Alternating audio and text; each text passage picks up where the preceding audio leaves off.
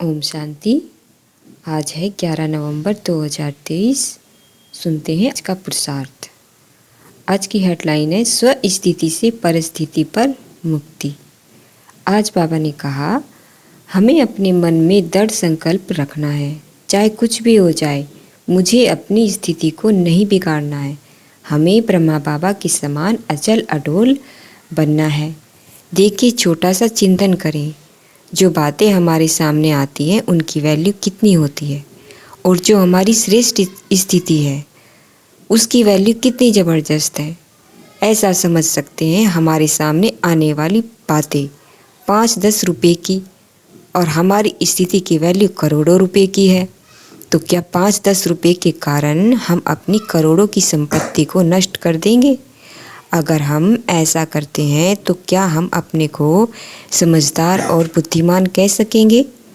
तो दृढ़ संकल्प कर लें, कुछ भी हो जाए।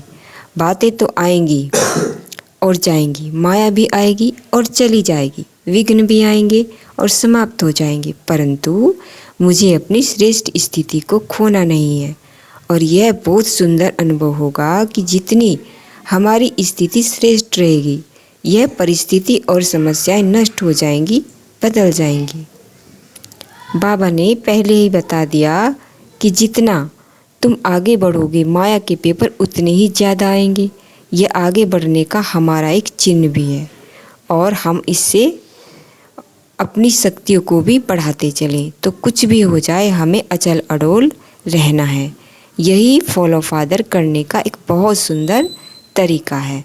हमारी स्थिति पर्वत चट्टान की तरह शक्तिशाली बन जाए। अगर कोई पर्वत से टकराएगा तो पर्वत थोड़ा ही टूटेगा, उसका सिर ही फूटेगा। हम भी इतने शक्तिशाली बन जाएं कि बातें आए, हमसे टकराएं और नष्ट होकर समाप्त हो जाएं, चली जाएं, बिल्कुल लोप हो जाएं। सदा के लिए हमें याद रखना है, हम मास्टर सर्वशक्तिवान हैं। हमें कौन साथ दे रहा है?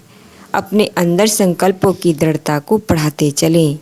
यह दृढ़ता बहुत इम्पोर्टेंट चीज़ है, परंतु यदि हमें अपनी स्थिति को ऐसी अचल अडोल और शक्तिशाली बनानी है जिस पर कोई भी प्रभाव ना पड़े, तो हमें त्रिकालदर्शी बनना होगा।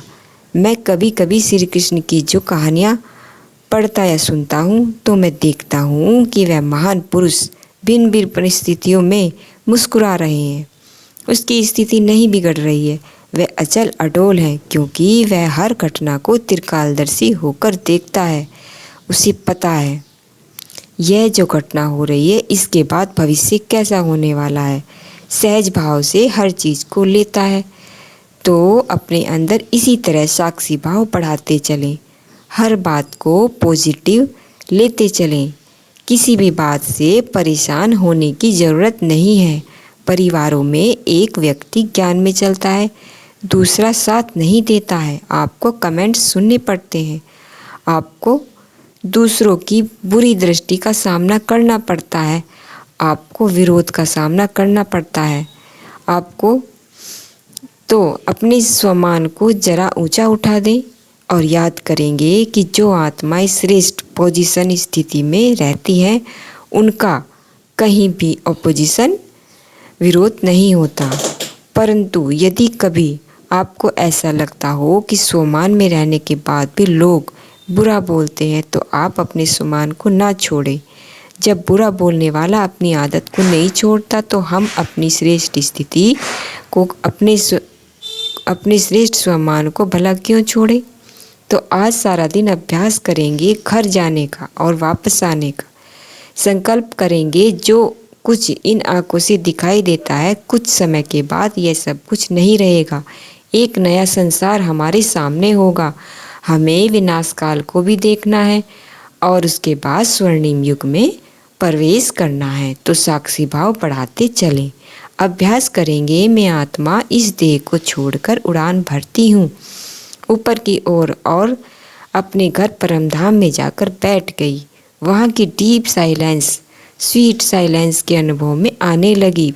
बहुत स्वीटनेस है इस साइलेंस में, बहुत गहराई है इस साइलेंस में।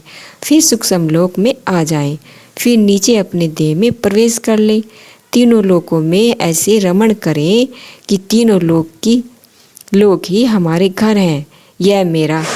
यह देह भी मेरा घर है, सूक्ष्म लोक भी मेरा घर है, परमधाम भी मेरा घर है। तीनों में रहने का चैन, सुख, शांति अनुभव करेंगे। अच्छा, ओम शांति।